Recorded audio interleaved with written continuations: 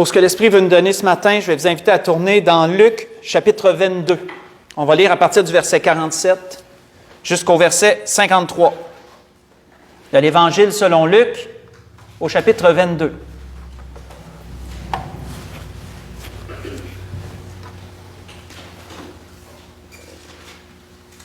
Alors, on se transporte ici au jardin de Gethsémani, dans les derniers temps que notre Seigneur a vécu avec ses disciples avant d'être arrêté. Et justement, on est dans l'endroit de son arrestation. On voit qu'il est dit, comme il parlait encore, voici, une foule arriva. Et celui qui s'appelait Judas, l'un des 12, marchait devant elle. Il s'approcha de Jésus pour lui donner un baiser. Et Jésus lui dit, Judas, c'est par un baiser que tu livres le Fils de l'homme? Ceux qui étaient avec Jésus, voyant ce qui allait arriver, dirent, Seigneur, frapperons-nous de l'épée? Et l'un d'eux frappa le serviteur du souverain sacrificateur et lui emporta l'oreille droite. Mais Jésus, prenant la parole, dit, laissez, arrêtez. Et ayant touché l'oreille de cet homme, il le guérit. Jésus dit ensuite aux principaux sacrificateurs et aux chefs des gardes du temple et aux anciens qui étaient venus contre lui, vous êtes venus comme après un brigand, avec des épées et des bâtons. J'étais tous les jours avec vous dans le temple, et vous n'avez pas mis la main sur moi. Mais c'est ici votre heure et la puissance des ténèbres. On va arrêter là.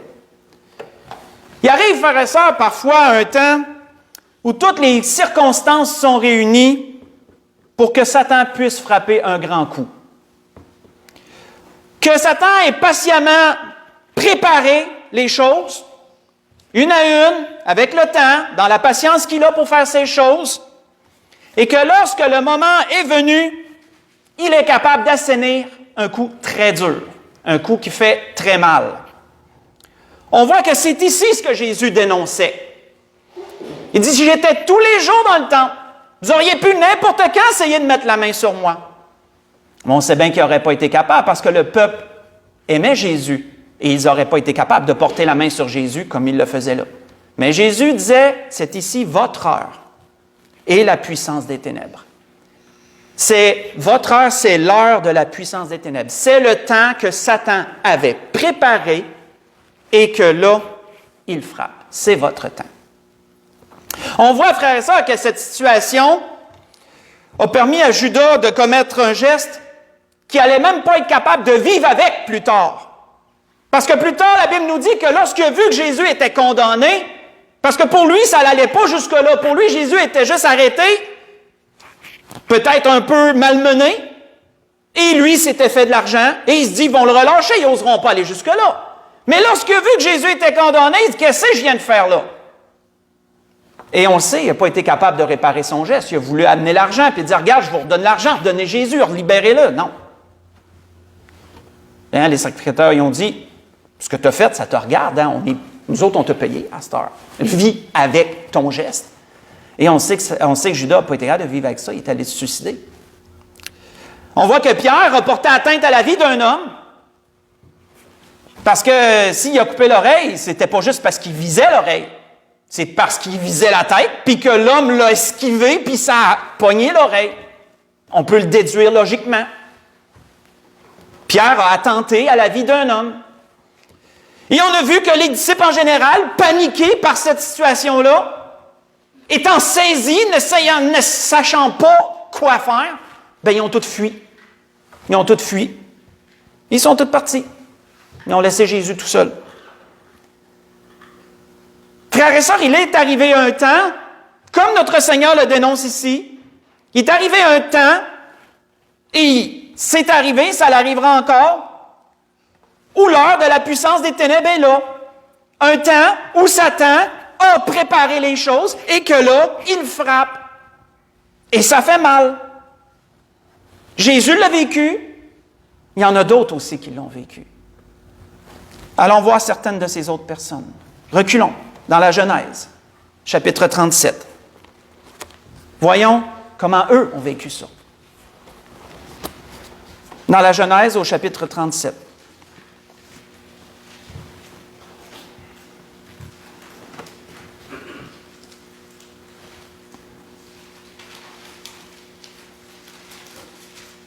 Dans la Genèse, chapitre 37, on va lire à partir du verset 29 jusqu'au verset 35. On recule au temps de Jacob, dans un âge plus vénérable qu'il avait. On voit qu'il nous est dit, Ruben revint de la citerne, et voici Joseph n'était plus dans la citerne. Il déchira ses vêtements, retourna vers ses frères, et dit, « L'enfant n'y est plus, et moi, où irai-je? » Ils prirent alors la tunique de Joseph, et ayant tué un bouc, ils plongèrent la tunique dans le sang. Ils envoyèrent à leur père la tunique de plusieurs couleurs en lui faisant dire, « Voici ce que nous avons trouvé. Reconnais si c'est la tunique de ton fils ou non. » Jacob l'a reconnu. Il dit, « C'est la tunique de mon fils. Une bête féroce l'a dévoré. » Joseph a été mis en pièces. Et il déchira ses vêtements, il mit un sac sur ses reins, et il porta longtemps le deuil de son fils. Tous ses fils et toutes ses filles vinrent pour le consoler, mais il ne voulut recevoir aucune consolation. Il disait, c'est en pleurant que je descendrai vers mon fils au séjour des morts. Et il pleurait son fils. Vous savez, frères et sœurs, des fatalités, ça l'arrive. La maladie, ça l'arrive. Un accident, ça l'arrive. Une mortalité, ça l'arrive. Ça fait partie de la vie. Ceux qui appartiennent au Seigneur ne sont pas exemptés de ces choses. On le sait. Mais ici, ce n'est pas qu'une simple fatalité ici qui est survenue. C'est le fruit d'un complot. C'est le fruit d'un complot des enfants de Léa, des enfants de Bila, des enfants de Zilpa, qui ont commis un acte fratricide. Ils ont voulu tuer leur propre frère. Ils n'ont pas été jusque-là parce que Judas les en a empêchés, mais ils allaient jusque-là. C'est Judas qui a dit, en place, vendons-le. Vendons-le aux Ismaélites qui passent. On va se faire de l'argent, puis on va être débarrassé de notre frère, puis on fera croire ensuite qu'il meurt. Qui est mort parce que quand Ruben, lui, était parti, quand il est revenu, Ruben voulait essayer de le délivrer durant la nuit. Lui, il voulait essayer de le faire échapper, mais là, il a bien vu que ça ne marche plus, son affaire, il n'est plus là. Et là, le complot s'est fait entre eux tous. Et ils ont fait ça à leur père. Et lorsque Jacob a eu la nouvelle, Jacob était tellement triste qu'il s'est mis comme en hibernation, c'était comme l'image que j'avais, il s'est replié, s'est refermé sur lui-même, et tant que ses enfants ont essayé de venir le consoler, il ne voulait plus rien savoir de personne, il ne voulait plus être consolé d'aucune manière, il dit non, c'est en pleurant que je vais mourir. C'est en pleurant que je vais mourir. Quand on considère, frères et sœurs, la vie de Jacob, on considère qu'il ne l'a pas eu facile. Il a été haï pour un temps par son autre frère, et même son autre frère voulait le tuer. Il a dû fuir, il a dû s'exiler. Il a été trompé par son oncle. Il a travaillé pendant 20 ans dans des conditions totalement déloyales, sans expliquer tout en détail. Il y a eu, on sait que par un concours de circonstances, il y a eu des guerres entre ses femmes. Il s'est ramassé avec 2 femmes. Il y a eu des guerres entre ses femmes. Il s'est ramassé avec 4 femmes et 12 enfants en bout de ligne. 2 de ses enfants ont assassiné tout un château parce que leur sœur avait été kidnappée. Il a dû gérer ça. Il a dû gérer cette situation-là. Son père est mort. Sa femme est morte en couche en accouchant de son dernier Benjamin. Puis le plus vieux de ses enfants, Ruben, couche avec une de ses femmes, avec Bila. Il y a eu une aventure avec une de ses femmes. Puis il l'a su. Il savait. L'accumulation, frères et sœurs, de malheurs passés, ça peut arriver. Les malheurs que successivement peuvent nous arriver dans la vie peuvent venir qu'à peser lourd sur les épaules de quelqu'un. Et quand en plus il arrive la mort de son fils, c'est comme un peu la goutte d'eau, là. C'est comme le trop, là. Et c'est là que Jacob décide de se refermer sur lui-même. Plus tard, lorsque toutes ces choses seront dénouées et qu'il sera présenté devant Pharaon, Pharaon va l'introduire dans sa cour, dans sa suite, et là, il va vouloir lui parler. Il va lui demander une question. Et la réponse de Jacob nous démontre un peu sa douleur qui nous démontre un peu son vécu, on voit qu'il est dit, Pharaon dit à Jacob, quel est le nombre des jours, des années de ta vie? Je suis curieux, quel âge que tu as? C'est quoi un peu ton parcours? Et Jacob répondit à Pharaon, les jours des années de ma vie errantes sont de 130 ans, et les jours de mes années de ma vie ont été peu nombreux et mauvais, disait-il. Et ils n'ont point atteint les jours des années de la vie de mes pères. Vous voyez ça dans la Genèse 47, chapitre 47, versets 8 et verset 9. Allons voir une autre personne. Tournons dans 1 Samuel 30. Allons voir un autre. 1 Samuel, chapitre 30. Allons voir comment lui a vécu ça. Ou eux, je dirais, parce qu'il était plusieurs.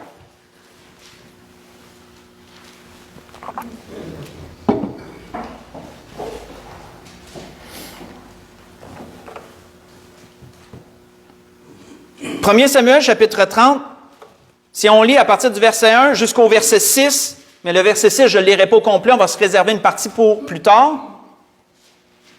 1 Samuel, chapitre 30, on se transporte au temps de David.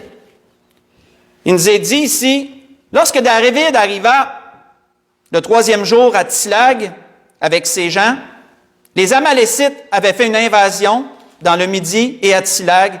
Ils avaient détruit et brûlé Tzilag.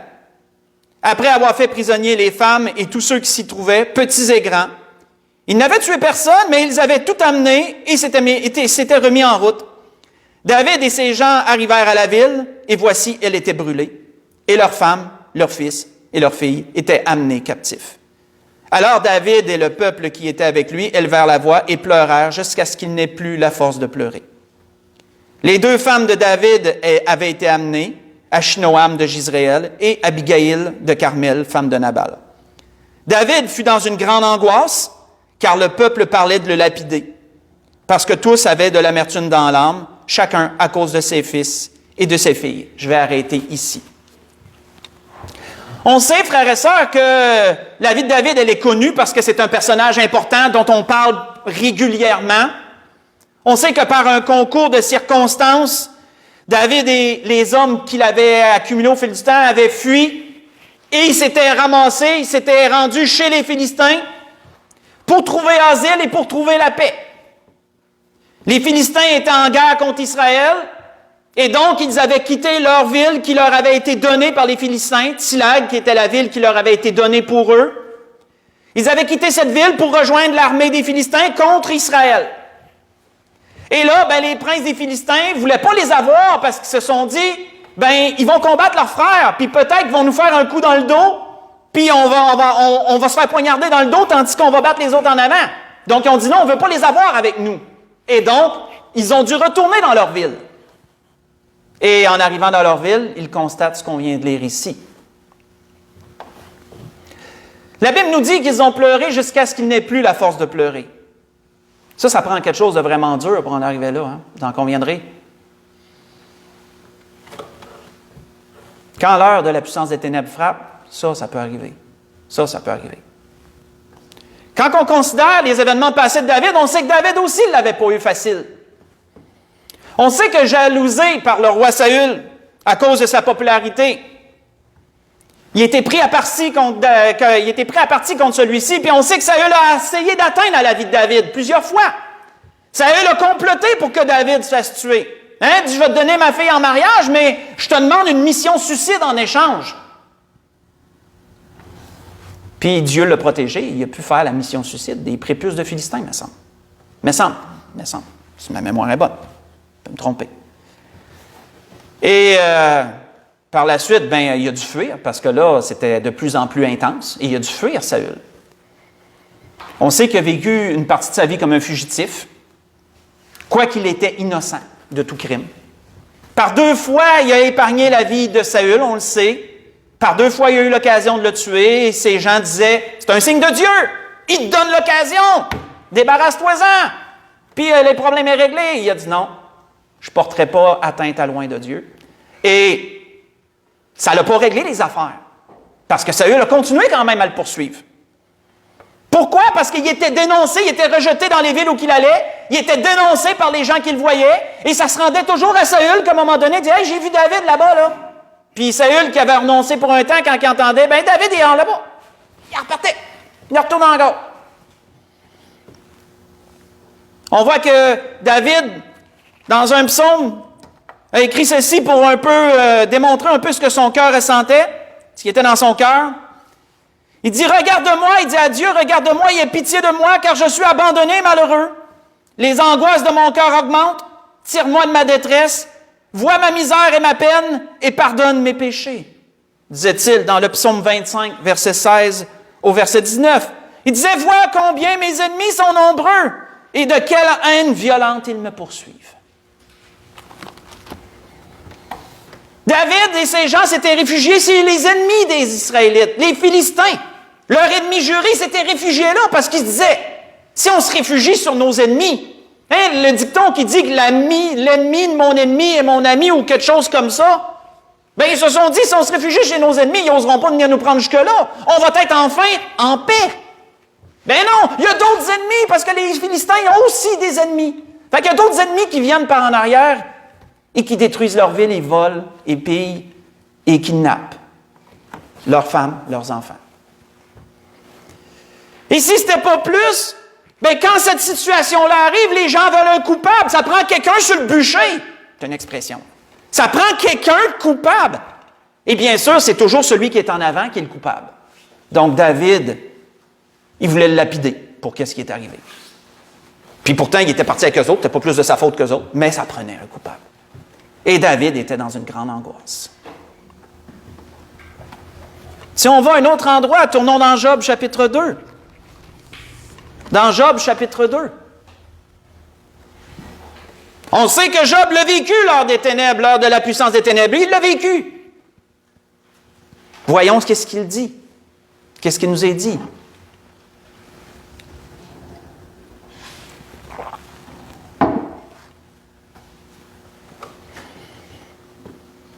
À partir du verset 11, Job chapitre 2, verset 11 au verset 13.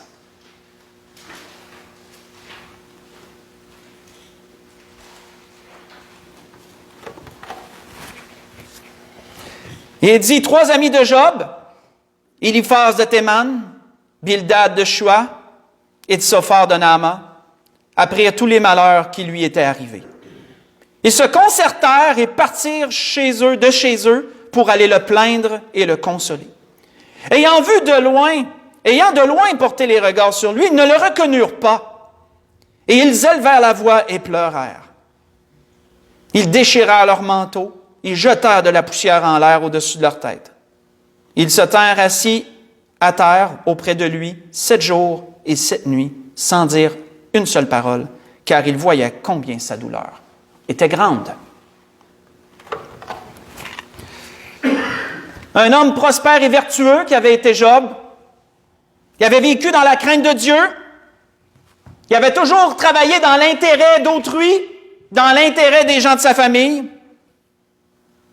Mais un jour, toutes sortes de circonstances lui sont tombées dessus et il a tout perdu. Il a perdu ses troupeaux, ses serviteurs se sont fait assassiner, et même ses enfants sont morts dans des catastrophes. Maison qui s'écroule sur eux. Grand vent qui frappe la maison qui s'écroule sur eux. Et la Bible nous dit que tout ça s'est passé dans un seul jour. Dans un seul jour. Et que dans cette journée-là, il n'y avait pas le temps de respirer entre chaque catastrophe. C'était quasiment aussitôt qu'un partait, l'autre arrivait. C'était un coup, puis l'autre coup, puis l'autre coup, puis l'autre coup. Jusqu'à ce qu'à un moment donné, la tempête s'arrête, puis que là, ça va tout finir. La tempête s'arrête, il a tout perdu. Puis ensuite, on sait que on ne parlera pas de ce qui se passait dans le ciel. On va rester sur la terre, ce qui était visible. Ensuite, sa santé en prend un coup. Il contracte une grande maladie, des ulcères malins de la tête jusqu'aux pieds. Tellement que ses amis l'ont vu, puis on dit, c'est pas lui ça. Ben oui, c'est lui. Il était méconnaissable. Puis même sa femme était rendue contre lui à la fin. Même sa femme était rendue contre lui, puis elle disait, maudit Dieu, il meurt là. Sa douleur, frères et sœurs, était tellement intense, Parce que vous savez, quand il arrive des malheurs, l'esprit, il faut qu'elle ait le temps de digérer. T'sais, notre intellect n'est pas capable de digérer à la seconde où quelque chose arrive. Hein. Ça arrive, on est comme frappé, puis après ça, là, on décante. Après ça, là, les malheurs commencent, l'ordinateur commence à tout processer tout ça, là. Et ça a pris 7 jours et 7 nuits pour Job, là, pour vraiment l'encaisser, là, tout. Là.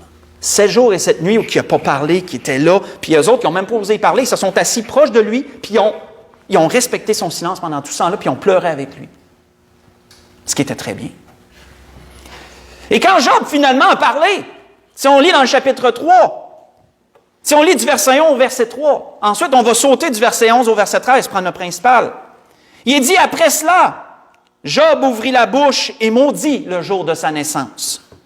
Il prit la parole et dit, « Périsse le jour où je suis né, et la nuit qui dit, un enfant mâle est conçu. » Si on saute au verset 11 jusqu'au verset 13, il dit, « Pourquoi ne suis-je pas mort dans le ventre de ma mère? Pourquoi n'ai-je pas expiré au sortir de ses entrailles? Pourquoi ai-je trouvé des genoux pour me recevoir et des mamelles pour m'allaiter? Je serais couché maintenant, je serais tranquille, je dormirais, je me reposerais. » On va arrêter ici. Et quand ses amis ont entendu ça, bien, ça a été trop pour eux autres. Parce que oui, frères et sœurs, quand on vit des choses intenses, ça peut déborder. Oui, on peut dire des paroles déplacées. Parce que c'est trop intense, c'est trop fort. On a besoin d'évacuer. Et ça sort comme ça sort des fois. Et là, ses amis ont dit son discours n'a pas de sens. Bien là, ils se sont mis à le reprendre. Puis ils se sont mis à l'accuser. C'est de ta faute si ça arrive, ça, Job. Dieu te punit. Il faut que tu comprennes. C'est pas comme ça qu'on doit parler. On va te dire qu'est-ce qui se passe, nous. On va te dire comment Dieu parle. Dans tous les cas, frères et sœurs, tous ces hommes qu'on a parlé jusqu'à présent, ils ont tous vécu l'heure de la puissance des ténèbres, à leur façon. Un temps préparé par le diable pour frapper durement. Et qu'est-ce que Jésus avait dit précédemment? Faites juste écouter. Qu'est-ce que Jésus avait dit à propos de lui et à propos de l'ennemi? Jésus avait dit, je leur dis encore en vérité, je vous le dis, je suis la porte des brebis. Tous ceux qui sont venus avant moi, tous ceux qui sont venus avant moi sont des voleurs et des brigands, mais les brebis ne les ont point écoutés. Je suis la porte. Si quelqu'un entre par moi, il sera sauvé. Il entrera, il sortira, il trouvera des verts pâturages. Hein, le berger, je suis le berger, et le berger est là pour prendre soin. Le berger est là pour guider, pour conseiller. Le berger est là pour amener à de verts pâturages, pour que tout le monde soit en paix et soit bien. Et je suis cet homme-là. Mais qu'est-ce qu'il disait du voleur? Il dit, le voleur ne vient que pour dérober, égorger et détruire. Moi, je suis venu afin que les brebis aient la vie et qu'elle l'ait avec abondance. Dans Jean chapitre 10, verset 7 au verset 10. Le voleur ne vient que pour dérober, égorger et détruire. Et c'est ce que Satan fait. Lorsqu'il prépare l'heure des ténèbres et lorsqu'il frappe, c'est exactement pour faire ça. C'est pour voler. Pour voler quoi? Pensons-nous que Satan est intéressé par nos biens matériels? Absolument pas. On s'en fout totalement de ça. Satan, il est intéressé par nos âmes. Il veut notre joie, il veut notre bonheur, il veut notre espérance, il veut notre innocence ou l'innocence de nos enfants. Il veut tout voler ça, lui. Il veut tout voler ça. Il veut détruire les familles, il veut détruire les amitiés, il veut détruire les églises, il veut détruire toute forme de rassemblement et toute forme d'entente et de paix mutuelle et de cohabitation, coexistence, etc. Il veut tout détruire ça. Et il est prêt à tout faire pour ça. Et l'heure des ténèbres sert à ça. Mes frères et sœurs, OK, Satan prépare l'heure des ténèbres. Satan frappe. Mais qu'est-ce qu'on en fait? Qu'est-ce qui se passe après? Retournons dans Genèse 45. Qu'est-ce qu'on fait avec ça? Retournons voir Jacob. Qu'est-ce qu'il a fait avec ça?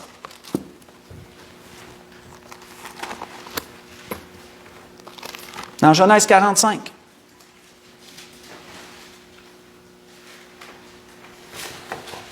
savez que vous connaissez la vie de Jacob et de ses fils. On en parlait à quelques reprises. Vous avez l'occasion souvent de le lire et de relire ces choses.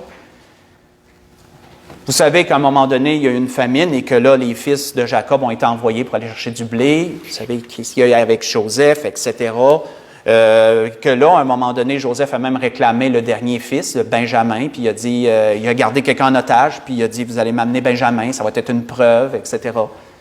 Et que là, ses frères sont venus qu'à savoir que Joseph était encore en vie, mais là, il fallait l'annoncer à leur père, il fallait annoncer ces choses à leur père, mais leur père était devenu l'ombre de lui-même, il s'était refermé, il était comme en hibernation, refermé sur lui-même, et il ne voulait plus rien savoir de personne, là. On voit qu'il nous est dit dans Genèse 45, à partir du verset 25, il est dit, « Ils remontèrent de l'Égypte, ils arrivèrent dans le pays de Canaan, auprès de Jacob leur père. Et ils lui dirent, « Joseph vit encore, et même c'est lui qui gouverne le pays d'Égypte. » Mais le cœur de Jacob resta froid, parce qu'il ne les croyait pas.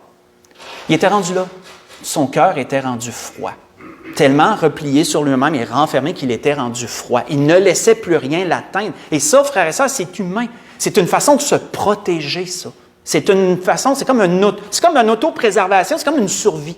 Tu sais, Jacob, au point qu'il était rendu, là, c'était comme quasiment de l'autopréservation. Il en était rendu à se refermer sur tout parce qu'il voulait plus souffrir. Il y en a comme trop eu. C'était comme assez là, pour lui. Son cœur était devenu froid, par contre. Est-ce que c'est bon?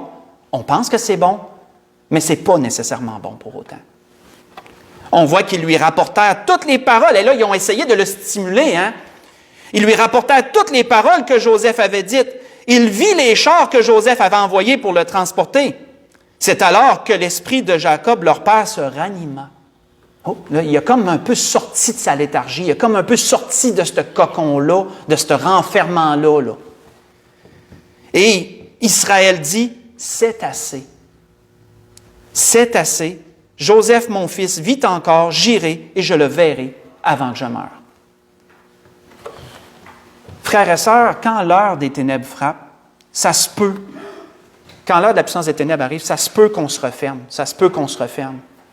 Ça se peut qu'on veuille se préserver.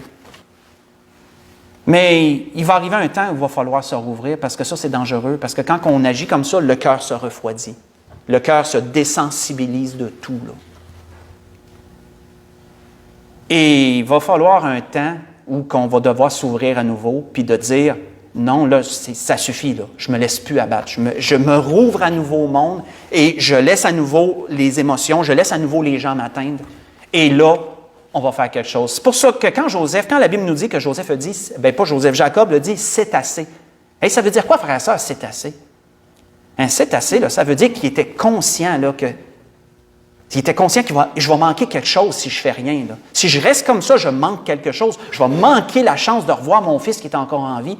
Et c'est pour ça qu'il s'est fait de violence, puis il a dit, là, c'est assez, je sors de cet état-là et je vais faire mon effort, je vais aller voir mon fils, il vit encore. Faites juste écouter, quand on considère David, lui, pas besoin d'y retourner, faites juste écouter, ça va être bref. Quand on considère David, qu'est-ce qu'il a fait par la suite? La Bible nous dit, une fois que les gens voulaient le lapider, parce qu'il était dans l'angoisse, les gens voulaient le lapider, t'es coupable, c'est de ta faute. La Bible nous dit, mais David reprit courage en s'appuyant sur l'Éternel, son Dieu. Il dit au sacrificateur Abiathar et au fils d'Achimélec, apporte-moi l'éphod. Abiathar apporta l'éphod à David. Et David consulta l'Éternel en disant, poursuivrai-je cette troupe? Est-ce que je vais l'atteindre? L'atteindrai-je? Et l'Éternel lui répondit, poursuis, car tu atteindras et tu délivreras. Et si on connaît la suite, on sait que David, avec sa troupe, ont poursuivi les Amalécites. Ils les ont atteints, ils les ont tués, ils ont pu récupérer indemne leur famille. Et ils ont pu en même temps ramasser un grand butin, en plus de ça. J'ai lu dans le fond, 1 Samuel 30, j'ai lu la suite, à partir du verset 6, la deuxième portion, la suite, où qu'on avait arrêté. Mais David, après que l'heure de la puissance des ténèbres est frappée, qu'est-ce qu'il a fait? Il a repris courage. Il ne s'est pas laissé comme ça. Il a repris courage, s'est appuyé sur Dieu, puis il est allé de l'avant. Il a consulté Dieu, dire, qu'est-ce qu'on fait avec ça? Là? Est-ce que je poursuis ou je ne poursuis pas? Puis Dieu lui a répondu, parce que Dieu est comme ça. Dieu lui a répondu, poursuis, tu vas l'atteindre, tu vas gagner. Et David l'a fait. Il a pris la parole de Dieu, il s'est armé de la parole de Dieu. Il est allé. C'est pour ça d'ailleurs qu'il a écrit dans un autre psaume, un autre endroit, il dit, dans ma détresse, il dit, j'ai invoqué l'Éternel, j'ai crié à mon Dieu. Et de son palais, il a entendu ma voix. Et mon cri est parvenu devant ses oreilles, devant lui, à ses oreilles. Dans le psaume 18, verset 7, que j'ai lu ça. Et Job, si on tourne dans Job, chapitre 19, dans Job, chapitre 19, quand Job vivait la répercussion de cette heure de la puissance des ténèbres, parce qu'après, là, il y a eu toute une répercussion, là. Ça ne s'arrête pas tout de suite après, là. Il y a des répercussions après. Il y a des temps durs qui suivent ça. Job a eu à supporter sa maladie pendant un certain temps et à supporter ses amis pendant un certain temps qui ne voulaient pas mal faire, mais quand même. Qu'est-ce qu'il disait? Chapitre 19, à partir du verset 23. Il dit, « Oh, je voudrais que mes paroles soient écrites, qu'elles soient écrites dans un livre. » Il ne savait certainement pas qu'un jour on allait lire ce livre-là. Hein? Son vœu est exaucé. « Je voudrais qu'avec un burin de fer et avec du plomb, elles soient pour toujours gravées dans le roc. Mais je sais que mon Rédempteur est vivant et qu'il se lèvera le dernier sur la terre. Quand ma peau sera détruite, il se lèvera. Après que ma peau aura été détruite, moi-même je contemplerai Dieu. Je le verrai, il me sera favorable, mes yeux le verront et non ceux d'un autre. Mon âme languit d'attente au-dedans de moi. Vous direz alors, pourquoi le poursuivons-nous? Car la justice de ma cause sera reconnue. » On va arrêter ici. Nous voyons, frères et sœurs, que même si Job vivait des temps difficiles, Job était toujours conscient que Dieu est vivant, que Dieu est là. Il ne savait pas s'il allait survivre à ce qu'il vivait, mais il savait une chose, que même s'il mourait, il serait devant Dieu. Il pourrait enfin se reposer, enfin contempler la face de Dieu. Puis il dit, mes détracteurs, ceux qui m'accusent, ils vont avoir à en répondre à ce moment-là. Ils vont avoir à en répondre. Parce que Dieu va en redemander pour ça. Job se consolait malgré ce qu'il vivait avec ça.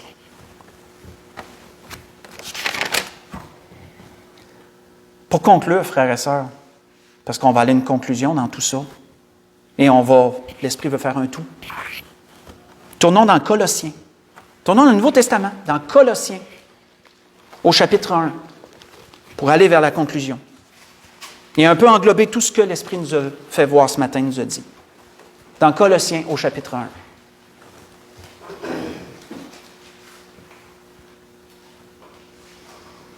Colossiens, au chapitre 1, à partir du verset 12.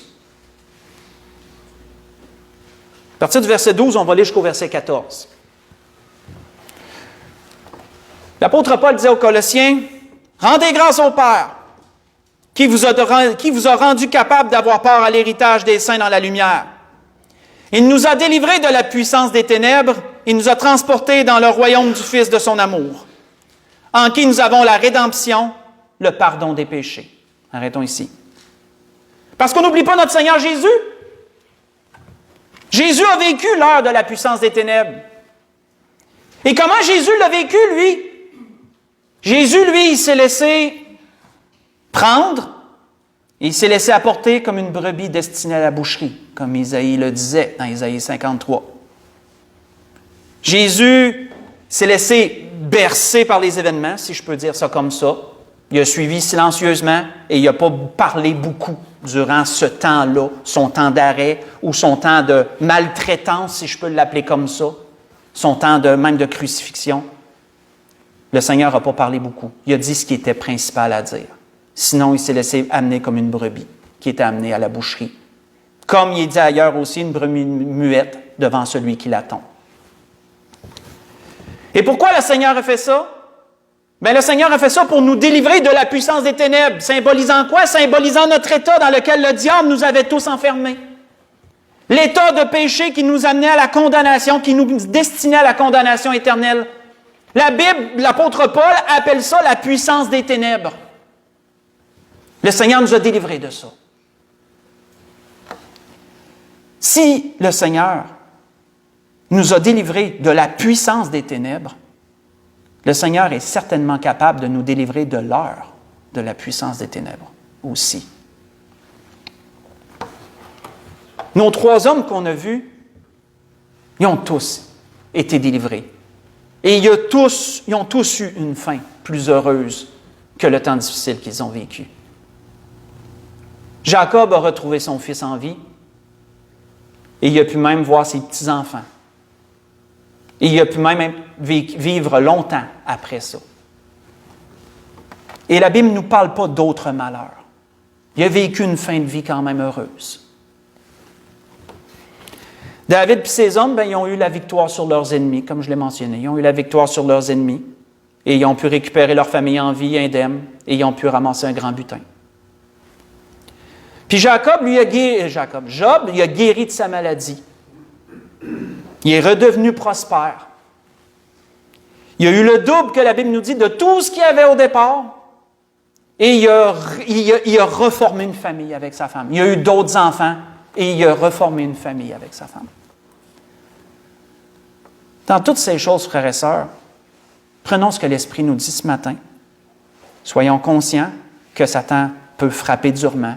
Il prépare ces choses, puis ça ne veut pas dire qu'on les voit venir, parce qu'il est capable de les préparer silencieusement, c'est méthodiquement, et l'heure de la puissance des ténèbres arrive. Mes frères et sœurs, souvenons-nous aussi qu'après ça, qu'est-ce qu'on fait avec ça? Et notre réaction aura des comment je pourrais dire, seront importantes pour la suite. Notre réaction va déterminer la suite. Parce que Dieu est là et Dieu est capable d'en délivrer. C'était ce que l'Esprit voulait nous donner ce matin.